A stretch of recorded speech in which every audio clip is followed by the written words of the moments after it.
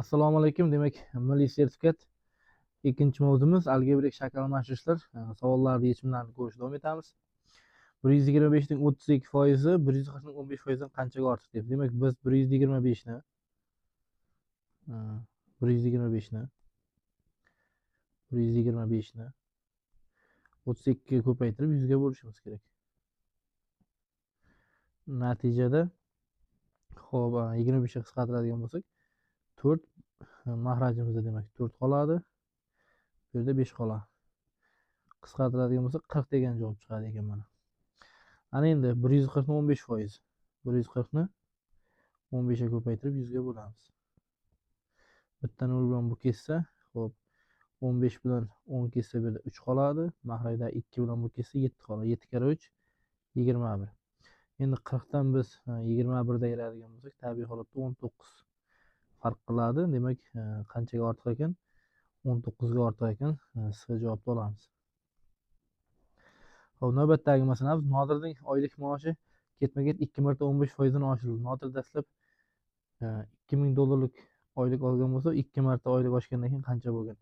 Demak, 2 marta ketma-ket oshish formulasi bizda dastlabki oylik P nulovoy bo'lsa, 1 plus alfa foizdan oshgan, shuni 100 ga bo'lib 2 marta oshgani uchun kvadrat qo'yishimiz kerak.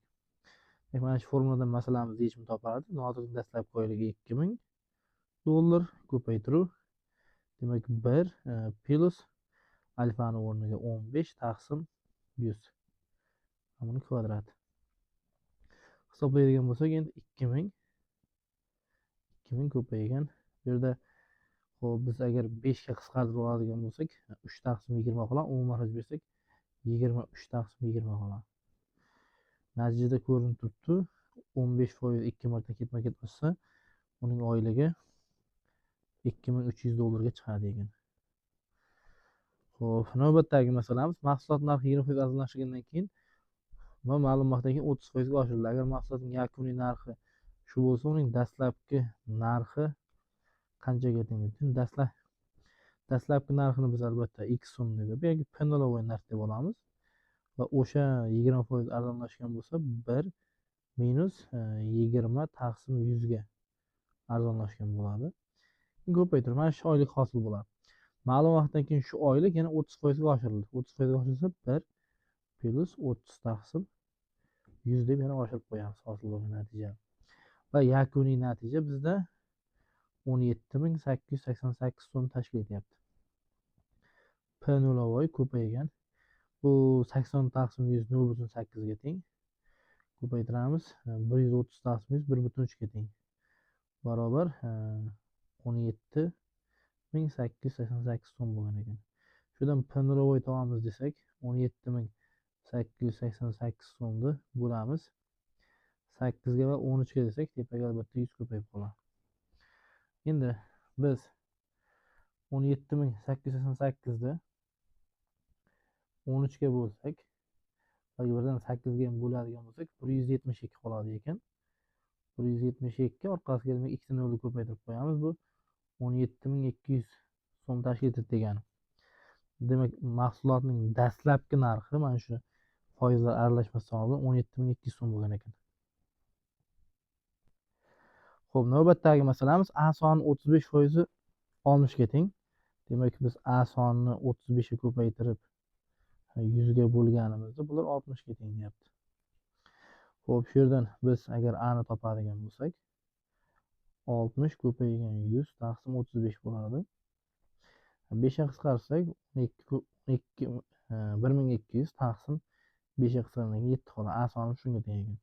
Endi bizdan so'rayapti, 3 taqsim 4 ko'paygan A ni o'rniga 1200 taqsim 7 ko'paygan 21% ekan, 21 taqsim 100 ekan. 100 bilan 0 ketsa, bu bilan bu yerda 3 qoladi. Mana bu bilan bu yerda ham 3 qoladi. 3 kara 3 9, 9 kara 3 yana 27 ga teng bo'ladi ekan. Javobimiz S javob. Xo'p, A va B shaharlardan ikkita shahar bo'ylab harakat ketyapti mana. Shaharlarda A, bunisini esa B deb olamiz. Bir-biriga qarab velosipedchi A va B shaharlaridan bir-biriga qarab yo'lga chiqdi. 2 velosipedchi demak bir-biriga qarab yo'lga chiqyapti. Agar velosiped chiqqan velosiped tezligidan shuncha. A shahardan chiqqan tezligini beryapti. Va Adan chiqqan tezligi 13,5 kilometr taqsim soat. Bdan chiqqanniki esa VB tezlik 10,5 kilometr taqsim soat. Ular 3 soat 45 daqiqani surishgan bo'lsa, A va B nuqtalari orasida masofani toping deyapti. E'tibor beramiz, agar ikkita harakat bir-biriga qarab yo'nalgan bo'lsa, ularning uchrashish vaqti t barobar s taqsim v1 plus v2 formula bilan topiladi. Shu yerdan demak s formulasini ishlatadigan bo'lsak, tezliklarning yig'indisi bo'lishi kerak. Albatta 20 tur bo'ladi ekan. Ko'paytiruv demak biz 3 soat 45 minut soatga aylantirishimiz kerak. 3 soatimiz 3 plus 45 ni 60 ga bo'ladigan bo'lsak, 3 taqsim 4 bo'lib qoladi. Soatga o'tkazyapman-da. Natijada 72 plusdan 18 90 kilometr masofa bular orasida bor ekanligi kelib chiqadi. Mana s masofamiz 90 kilometr bo'lgan ekan. Javobimiz demak bizga D.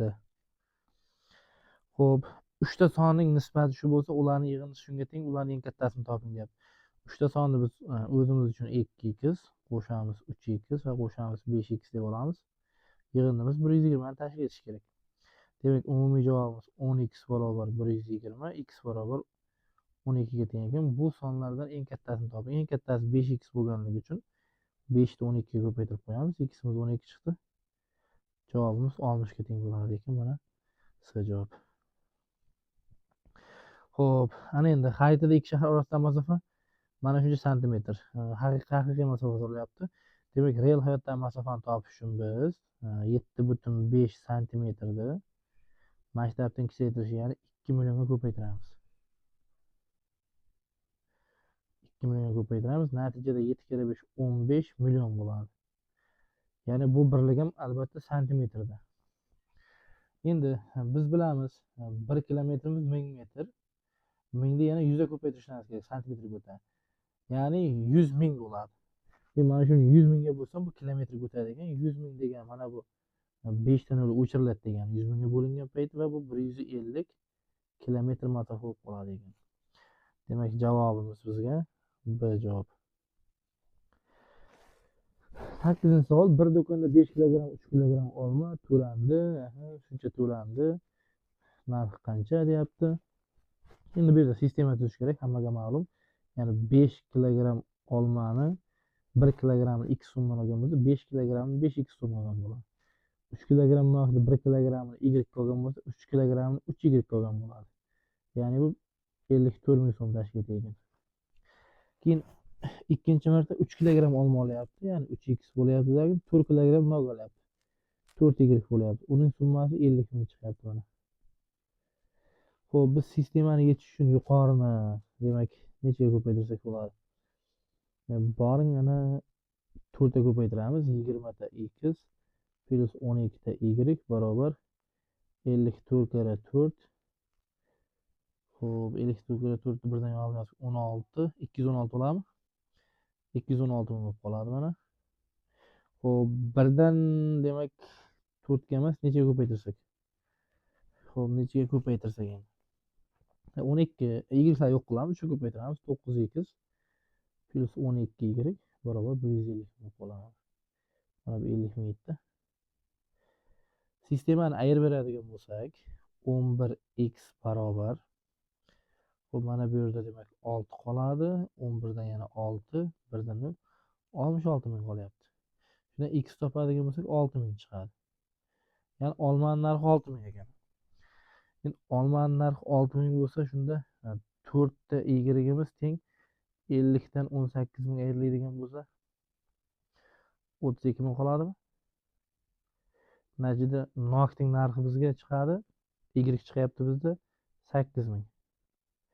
Ya'ni nok 8 ming bo'lgan ekan. 1 kilogramm olma narxi nok narxidan necha so'mga qimmat deyapti. Yoki arzon. Olma arzon, nokdan 2 ming so'mga arzon. Mana olmaga nisbatan qaralyapti. Javob. Xo'p, navbatdagi masalamiz.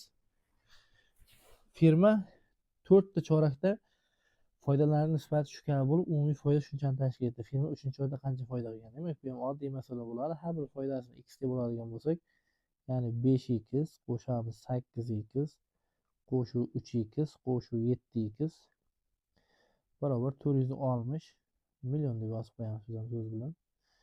Xo'p, umumiy qo'shsak, demak bu yerda 23x teng 460 million bo'lyapti. X teng 20 million. Xo'p, bu yerdan endi 3-chorakda degani biz 3-chorakdagilar 3x turibdi.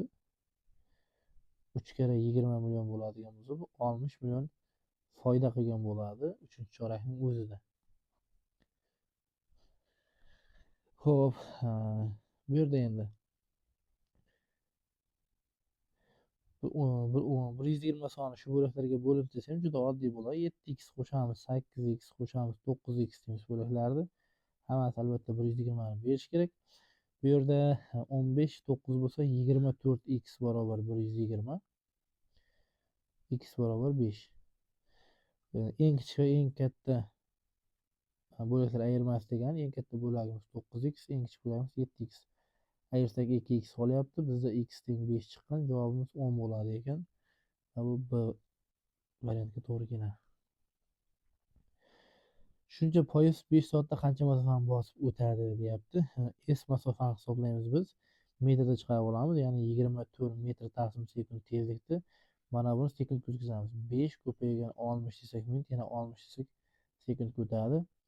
24 dan 5imiz 120 ko'paygan 36 orqasida 2 ta 0. Demak, bizda bo'lyapti 144 kara 3 orqasida 3 ta 0 bo'ladi. Bu metrda chiqyapti.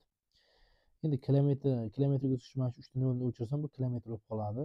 Ya'ni mingga bo'lsam kilometrga o'tadi. Ko'paytmamiz 2 3 4 432 kilometr bo'lib qoladi ekan. Bu bizga mana D javob. Birinchi va ikkinchi sondan 12 ga kichik. Birinchi son ikkinchi sondan 12 ga kichik, ikkinchi son uchinchi sondan shunchaga katta. Biz mana bunday taqsimlab olmasak bo'lmaydi hozir. Birinchi, ikkinchi sonlar deb. Birinchi son ikkinchisidan 12 ga kichik. Birinchi son ikkinchisidan. Xo'p, mana buni A deb olaylik, buni B deb olaylik, buni C deb olaylik. Birinchi son ikkinchisidan 12 ga kichik bo'lgandan keyin endi biz B ni ifodalash uchun A ga 12 ni qo'shishimizga to'g'ri keladi. Ikkalasi teng bo'lagan.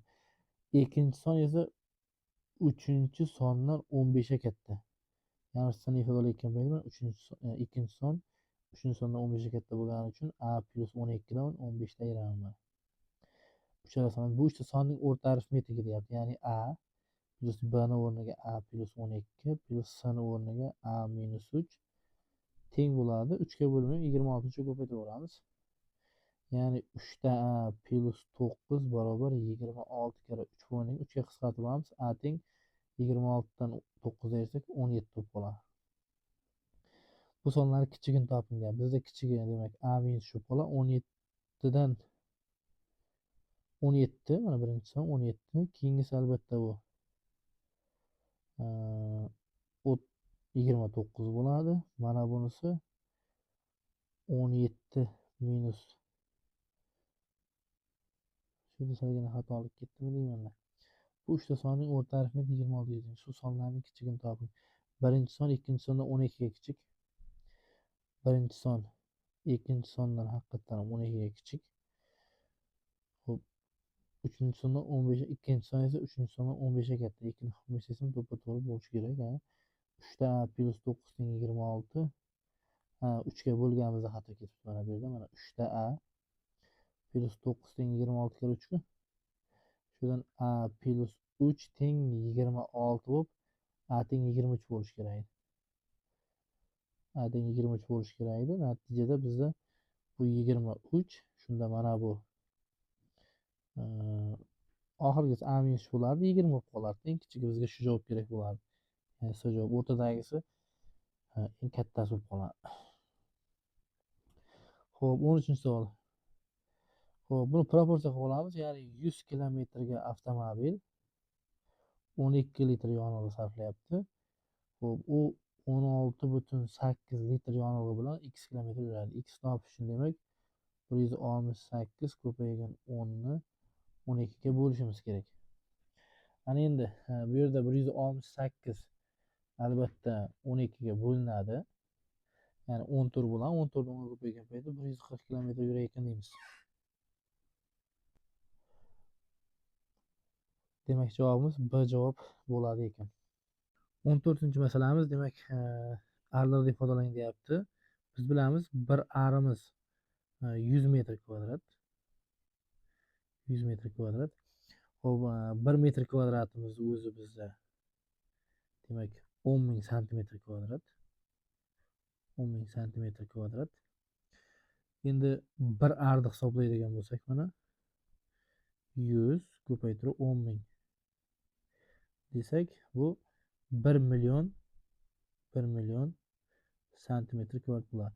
Demak, arga o'tkazish uchun 1 millionga bo'lishimiz kerak ekan. 12 orqasida demak 4 ta nol bor. Men shuni birda orqasida 6 ta nol borga bo'lishim kerak. 4 ta nollar qisqarsa 12 ni 100 ga bo'lsam 0.12 bo'ladi.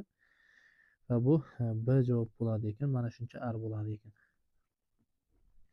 15 A va B shahar orasidagi masofa 300 kilometr. Agar A shahardan chiqqan yengil avtomobil, demak yana ikkita shahar orasidagi masofa haqida gap ketyapti.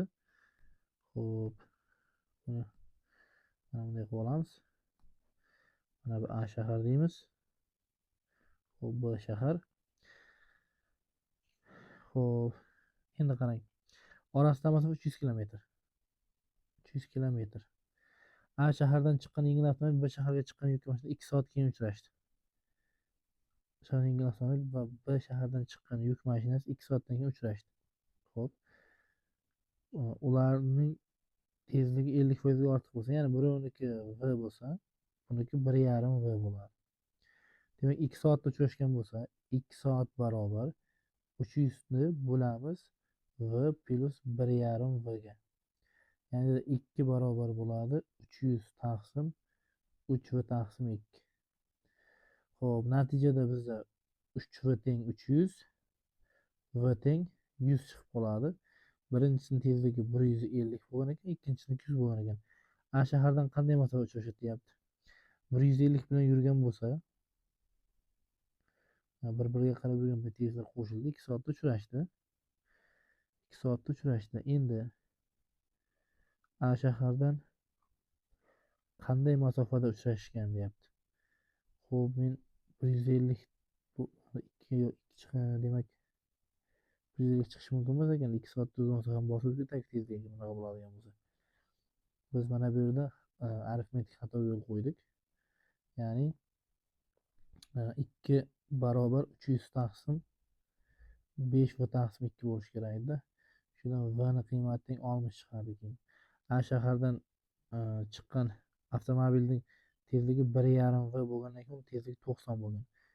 90 bo'lgandan keyin 2 soatda 180 km masofani bosadi. Demak, A shahardan 180 km masofada bular uchrashgan bo'ladi ekan. Ko'paytuvchilardan biri 10% ga oshsa, ko'paytmani o'zgarmasligi uchun ikkinchi ko'paytmani qancha foizga kamaytirish kerak deyapti. Ko'paytuvchilardan biri 10% ga oshirildi.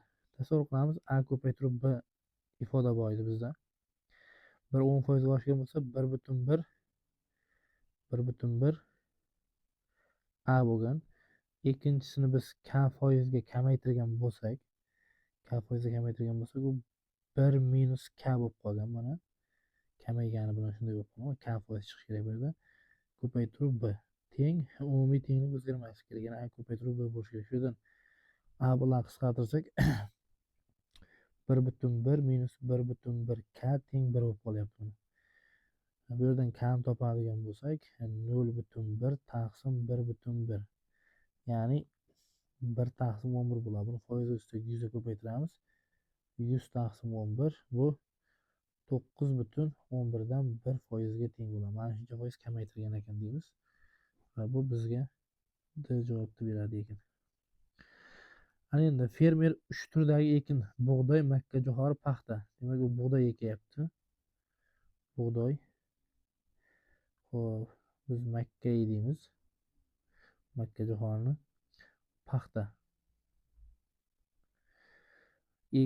Ekin maydonlariga mos ravishda shu nisbatda. Xo'p. Xo'p, mana bu nisbati ham bor ekan maydonlarniki. 3x, 4x, demak 5x nisbatda ekan. Bug'da ekilgan maydon foizi maydoni sug'orilmagan. Sug'orilmagan joyga kerak ekan. Bug'da ekilgan maydonning 20% sug'orilmagan. 3x ni 0.2 ga ko'paytiramiz. Xo'p, bu Makka jo'xorining 25%, 4x ni 0.25 ko'paytiramiz va 5x ni 0.3 ko'paytiramiz. Bularni hammasini yig'imiz, ya'ni 0.6x plus x plus 1.5x sug'orilmagan maydon 62 gektarga teng bo'lyapti. Hisoblasak endi ko'rinib turibdi bu yerda 2.1 x teng 62 ga to'g'ri kelyapti. Yo'q, o'zi 2 bo'lsa 3.1 x. 3.1 x teng 62 ga to'g'ri kelyapti. X teng 20 deb qabul qilib olamiz. Bizda qancha maydonga gektar ekilgan, jami sug'ormamiz qancha maydonga ekin ekilgan. Jami maydon bizda qo'shadigan bo'lsak 12x bo'lyapti. 12 ni 20 ga ko'paytiradigan bo'lsak, jami maydonning umumiy kvadrati 40 gektarga teng bo'lgan ekanda. 240 gektarga. Xo'p, 18 perimetri shu bo'lgan to'g'ri to'rtburchak farqi shunga teng, bu to'rtburchakning yuzini toping debdi.